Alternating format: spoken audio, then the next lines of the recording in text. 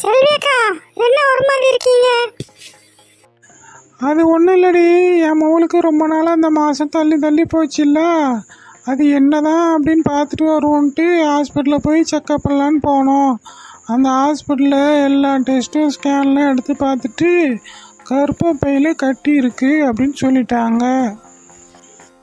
என்னது, கர்ப்பப்பையில கட்டியா? ஆமாடி, அந்த ஹாஸ்பிட்டலில் எல்லாத்தையும் செக் பண்ணி பார்த்துட்டு ஏதோ டியூப்பு மூலிமா சென்சாரோ கேன்சரோ ஏதோ சொன்னாங்க. அந்த டியூப் மூலிமா போட்டு அந்த கட்டியை மட்டும் எடுப்பாங்களாம். அதுக்கு 80,000லேருந்து 1,00,000 ரூபா ஆகும். நீங்கள் காசு ரெடி பண்ணிவிட்டு வாங்க அப்படின்னு சொல்லி விட்டாங்க. அப்புறம் இவ்வளோ அமௌண்ட்டு சொல்கிறாங்களே, வேறு என்ன செய்யலாம் அப்படின்னு யோசித்து இன்னொரு ஹாஸ்பிட்டலில் கையோடு போய் கேட்டு வந்துடுமேன்ட்டு இந்த ரிப்போர்ட்லாம் காமிச்சு அங்கே கேட்டதுக்கு என்ன சொல்கிறாங்க, இந்த டியூப் மூலமாக எடுத்தாச்சுன்னா ஒரு சில ஆட்களுக்கு பாதி கட்டி வராமல் அப்படியே உள்ளே இருந்துருமா. அப்புறம் மறுபடியும் கத்தி வச்சு வயிற்றை கிழிச்சு தான் எடுத்து சரி செய்ய வேண்டியிருக்கும். பெரிய ஆப்ரேஷன் தான் பண்ணணும். அதனால் நீங்கள் ஃபஸ்ட்டே பெரிய ஆப்ரேஷன் பண்ணிடுங்க, கர்ப்பப்பையை எடுத்துருங்க, அப்போ தான் நல்லது. கர்ப்பப்பையில் கட்டி இருந்து நீங்கள் கர்ப்பப்பை எடுக்கலைன்னா மறுபடியும் அந்த கட்டி வந்துக்கிட்டே தான் இருக்கும் அப்படின்னு சொன்னாங்க. அந்த ஹாஸ்பிட்டலில் எவ்வளோக்கா கேட்டாங்க? அதை ஏன் கேட்க, அந்த ஹாஸ்பிட்டலே 80,000 ரூபா ஆகும். ஆனால் நீங்கள் கொண்டு வாங்க, அழகாக சரி பண்ணிடலாம். அதுக்கப்புறம் உங்களுக்கு எந்த பிரச்சனையும் வராது அப்படின்னு சொல்கிறாங்க.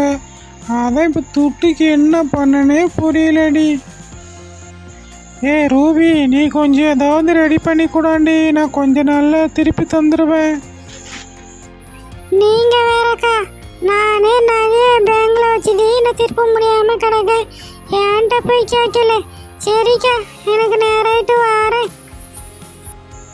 அவ்வளோ கதையும் கேட்டுட்டு போயிட்டா. சரி, இவ்வளோ விட்டா வேறு யார்கிட்ட கேட்க, வேறு யார்கிட்டே போய் கேட்போம். வேறு என்ன செய்ய, ஆப்ரேஷன் பண்ணி தானே ஆகணுங்க. மேரி மேரி. என்னக்கா, ஆளு ஒரு மாதிரி இருக்கியே, என்னாச்சு? அது ஒன்றும் இல்லாட்டி, என் மகளுக்கு ஆப்ரேஷன் பண்ணணும் அப்படின்னு சொல்லிட்டாங்க. கர்ப்பப்பையை ஆப்ரேஷன் பண்ணி எடுத்தே ஆகணும். 80,000 ரூபா செலவாகுதுன்னு சொல்கிறாங்க. எனக்கு கொஞ்சம் பணம் தேவைப்படுது. நீ கொஞ்சம் ஏதாவது ரெடி பண்ணி தாயேன். ஆட நீ வரக்கா, வீடே மேலே ஒளிவிட்டு கிடக்கு, அதையே ரெடி பண்ணுறக்க முடியாமல் கிடக்கேன். நீ போய் ஏன்ட்ட வந்து கேட்கா. சேட்டம்மா சேட்டம்மா. யார் கூப்பிடுது? உள்ளே வாங்கோ. சேட்டம்மா, நான் தான் சேட்டம்மா. சொல்லுங்க செல்வியக்கா, என்னாச்சு? ஏன் ஒரு மாதிரி இருக்கீங்க? ஒன்றும் இல்லை சேட்டம்மா, என் மகளுக்கு ஆப்ரேஷன் பண்ணி கர்ப்பப்பை எடுக்கணும்னு சொல்லிட்டாங்க. அதான் உங்கள்கிட்ட ஏதாவது பைசா கிடைக்குமான்னு கேட்கலான்னு வந்தேன். நம்மகிட்ட எங்கேம்மா பைசா இருக்கு? இல்லையே. அப்படி சொல்லாதங்க சேட்டாம்மா, ஏதாவது ரெடி பண்ணி தாங்க, நான் வட்டி போட்டு கொடுத்துருவேன் கரெக்டாக. அக்கா, என்கிட்ட பைசா இல்லை. நீ நகை இருந்தால் சொல்லு, என் புருஷன்ட்ட சொல்லி தர சொல்கிறேன். என்கிட்ட பைசா தனியாக இல்லையேக்கா. சேட்டாம்மா, நகை இருந்தால் தான் ஷேட்டு கடையிலே போயிட்டு ஷேட்டுகிட்ட பேசியிருப்பானே, உங்கள்கிட்ட வந்திருக்க மாட்டான்ல. ஏதாவது பார்த்து ரெடி பண்ணித்தா சேட்டம்மா. நம்மகிட்ட இல்லையாக்கா, எதுவும் நினச்சிக்காதே. யார்கிட்ட போய் கேட்டு எப்படி பணத்தை ரெடி பண்ணுனே தெரியலையே.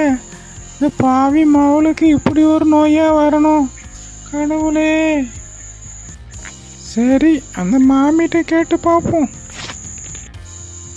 மாமி மாமி. யாரு? செல்வி அக்காவா? வாங்க, உள்ள வாங்க. என்னாச்சு?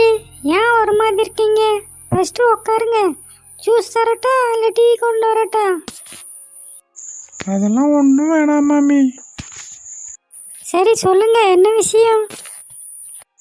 அது மாமி, என் மகளுக்கு மாதம் தள்ளி தள்ளி போச்சுன்னு செக்கப் பண்ணோம். அது வந்து கர்ப்பப்பையில் கட்டி இருக்குதான், அது பெருசாகிட்டான், அதனால் ஆப்ரேஷன் பண்ணி தான் எடுக்கணுங்காங்க. அதான் காசு தேவைப்படுது. நான் யார்கிட்டயும் கேட்டு பார்த்தேன், எல்லாத்தையும் கேட்டு பார்த்துட்டேன் மாமி. ஒருத்தரும் பைசா தர முடியாம நிலைமையில தான் இருக்காங்க. அதான் உங்ககிட்ட வந்து கேட்கலான்னு வந்தேன். சேட்டு கடையில் வைக்கலான்னா நகையும் இல்லை, எதுவும் கிடைக்குமா மாமி? சரிக்கா, அழாதீங்க. நான் என் நகையை வச்சு தரேன். நீங்கள் ஃபஸ்ட்டு ஆப்ரேஷன் பண்ணிவிட்டு அப்புறம் ரெடி பண்ணி கொடுங்க என்னக்கா. ரொம்ப நன்றி மாமி. நான் என்ன செய்யனே தெரியாமல் மண்டை குழம்பி போயிருந்தேன். நல்ல வேலை நீங்கள் எப்படி உதவி செய்யன்னு சொன்னோன்னே தான் எனக்கு நிம்மதியாக இருக்குது. நீங்கள் நல்லா இருக்கணும். ரொம்ப பெரிய வார்த்தைலாம் பேசாதுங்க அக்கா. எனக்கு ஒரு கஷ்டம்னா நீங்கள் ஹெல்ப் பண்ண மாட்டீங்களா? சரி, நீங்கள் என்னைக்கு பணம் கட்டணும் எல்லா டீட்டெயிலும் கேட்டுட்டு எல்லாத்தையும் ரெடி பண்ணி சொல்லிடுங்க. நான் உங்களுக்கு வச்சு தரேன். புள்ளைய ஃபஸ்ட்டு பார்ப்போம் என்னக்கா. போட்டு டென்ஷன் ஆகாதீங்க. எல்லாம் சரியானதுக்கப்புறம் பார்த்துக்கலாம். சரியாக்கா? சரி மாமி, ரொம்ப நன்றி மாமி. வரேன் மாமி. இப்போ உள்ள காலங்களில் பெண்களுக்கு கர்ப்பப்பையில் கட்டி சர்வசாதாரணமாக வந்துக்கிட்டு இருக்கு. மாதம் அவங்களுக்கு வந்து பீரியட் வந்து கரெக்டாக வரலன்னா அது ஏன் வரல அப்படின்னு ஆரம்பத்திலே செக் பண்ணிடுங்க. நீங்கள் ஆரம்பத்திலே கண்டுபிடிச்சிட்டிங்கன்னா அந்த கட்டி வளராமல் நீங்கள் காப்பாற்றிக்கலாம். அப்படி கட்டி பெருசாக தான் ஆயிட்டு அப்படின்னா நீங்கள் வந்து கவர்மெண்ட் ஹாஸ்பிட்டலில் போய் அதை நல்ல முறையில் நீங்கள் பார்த்துட்டு வர முடியாது. ப்ரைவேட்டில் தான் போகணும் அப்படின்னு நினைக்கும் போது 50,000 1,00,000 கன்ஃபார்ம் ஆயிரும். அதனால் நீங்கள் ஆரம்பத்திலே பார்த்து இதை சரி பண்ணிக்கங்க.